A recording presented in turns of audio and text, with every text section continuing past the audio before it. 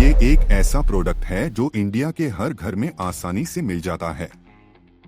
दोस्तों, आज जो दूध हमें पैकेट में मार्केट से मिलता है, जो अलग अलग दूध प्रोडक्शन कंपनी का होता है, उनमें से एक कंपनी है अमूल। अमूल कंपनी का नाम अमूल्य मतलब अनमोल के नाम से शुरू किया था। बाद में इसे अमूल के नाम से जाने जाना लगा, जिसे इंडिया में हर कोई जानता है। दोस्तों, क्या आप जानते हैं इस कंपनी की शुरुआत कैसे हुई और आज इसका भारत की जीडीपी में भी एक अहम योगदान है? आइए जानते हैं इसके बारे में। गुजरात के अहमदाबाद से लगभग 100 किलोमीटर दूर स्थित आनंद एक छोटा सा नगर है। अमूल कंपनी से मिली पहचान से आज इस नगर को कैपिटल ऑफ मिल्क भी कहा जाता है। इसी नगर से डॉ वर्गीस कुरियन ने त्रिभुवनदास पटेल के साथ मिलकर साल 1946 की 14 दिसंबर को अमूल दूध की कंपनी की शुरुआत की थी। शुरुआत में अमूल कंपनी बिना किसी नेटवर्क और बिना किसी प्रोसेस के दूध को बेचा करती थी। अमूल ने अपनी कंपनी की शुरुआत 250 लीटर दूध से की थी और ऐसा करते करते साल दर साल की मेहनत के बाद अमूल कंपनी गुजरात में फेमस हो गई। और एक दिन ऐसा भी आया जब गुजरात की हर फैमिली में अमूल दूध आया करता था। और फिर आया साल 1964 जब उस समय Lal Bahadur Shastri cattle feed plant का उद्घाटन करने के लिए आनंद गांव गए थे। कहा जाता है कि वे एक दिन के लिए आनंद में ही रुके थे। उसी समय वे अमूल के संस्थापक डॉक्टर वर्गीस कुरियन से भी मिले। उन्होंने बाकी कॉपरेटिव्स की तरह अमूल का भी जायजा लिया। उन्होंने देखा कि जहां अमूल किसानों से दूध के उत्पादन को बढ़ाने के लिए प्रेरित कर रहा है, वही अमूल लोगों को रोजगार देने के साथ साथ आर्थिक हालातों में भी सुधार कर रहा है। अमूल के प्लान से प्रभावित हुए लाल बहादुर शास्त्री जी जब दिल्ली आए, तब उन्होंने कुरियन से कहा कि वे अमूल को गुजरात से बाहर फैलाइए, ताकि भारत दूध के मामले में पूरी दुनिया में आत्मनिर्भर बने। उस समय कुरियन जी इस बात को लेकर भले ही सीरियस नहीं थे, मगर लाल बहादुर शास्त्री इसे लेकर एक बड़ा सपना देख चुके थे। फिर उन्होंने अगले ही साल मतलब 1965 में राष्ट्रीय स्तर पर एक बोर्ड की स्थापना की, जिसका नाम था राष्ट्रीय डेयरी विकास बोर्ड। इस बोर्ड के तहत भारत में दुग्ध क्रांति की नींव रखी गई थी। इस क्रांति को सफल बनाने के लिए इस बोर्ड का अध्यक्ष डॉक्टर वर्गीस कुरियन को बनाया गया था। भारत में दुग्ध क्रांति को सफल बनाने के पीछे इन्हीं का हाथ है। अब भारत में इस क्रांति को सफल बनाने के लिए पैसा और इन्वेस्टमेंट की जरूरत थी। इसके लिए वर्गीस कुरियन ने वर्ल्ड बैंक का दरवाजा खटखटाया। वर्गीस कुरियन बिना किसी शर्त के वर्ल्ड बैंक से लोन लेना चाहते थे। इसके लिए उन्होंने वर्ल्ड बैंक को मनाने की बहुत ही कोशिश की, मगर वह सफल नहीं हो सके।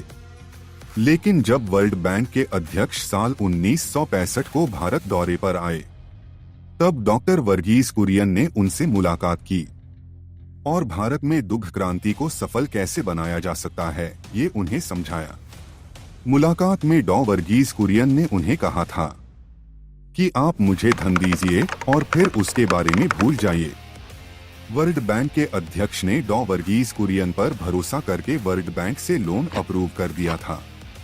इस लोन से डॉक्टर वर्गीस कुरियन ने दुग्ध क्रांति को सफल बनाकर दिखा दिया और अमूल को इस क्रांति का फायदा उम्मीद से भी ज्यादा हुआ। केवल 250 लीटर दूध से शुरू किए गए अमूल का ये सफर 35 लाख लीटर तक पहुंच गया। आज की तारीख में अमूल के पास 8 लाख मेंबर है, जो रोजाना 33 लाख लीटर दूध इकट्ठा करते हैं और फिर इसको प्रोसेस करके बांट देते हैं। आपको बता दें कि मिल्क प्रोडक्शन में अमूल कंपनी का पूरी दुनिया में 1.2 हिस्सा है। अमूल देश के लाखों गांवों से दूध इकट्ठा करता है।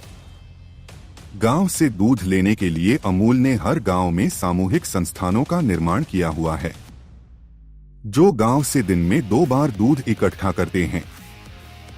सारे दूध को इकट्ठा करके जल्द से जल्द जिला लेवल पर सारे दूध को दुग्ध भंडार में पहुंचाया जाता है। इस स्थान पर दूध को खराब होने से बचाने के लिए उस पर प्रोसेसिंग की जाती है और इसको एक लेवल तक सुरक्षित रखने के लिए इसे फ्रीजर में एक लेवल तक ठंडा होने के लिए रखते हैं।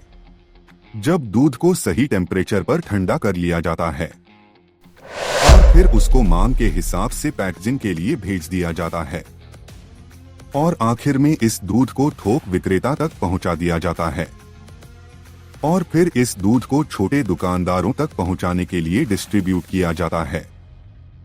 इस सप्लाई चेन को खुद डॉक्टर वर्गीस कुरियन ने बनाया था। अगर हम अमूल दूध की पैकेजिंग की कमाई की बात करें तो दोस्तों, अमूल कंपनी को देश की मेन मार्केट लीडर मानी जाती है। खास तौर पर देश में अमूल बटर एक बेस्ट मार्केट लीडर है। अमूल के पास इस प्रोडक्ट का मार्केट में कुल शेयर का 85% है, तो वही दूध के मामले में कंपनी के पास शेयर का 25% हिस्सा है।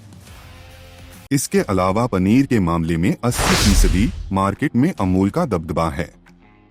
आइसक्रीम के मामले में अमूल का 40% हिस्सा है।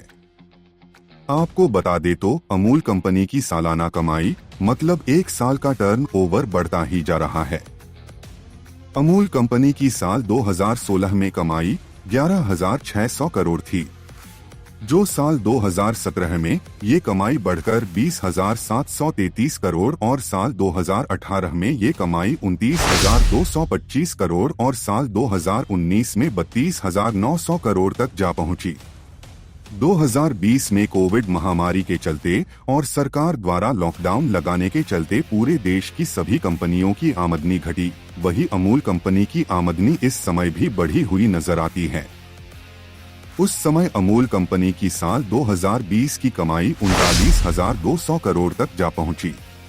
अगर प्रॉफिट की बात करें तो साल 2018 में 49 करोड़ रुपए प्रॉफिट कमाया और वही ये प्रॉफिट साल 2019 में बढ़कर 53 करोड़ हो गया।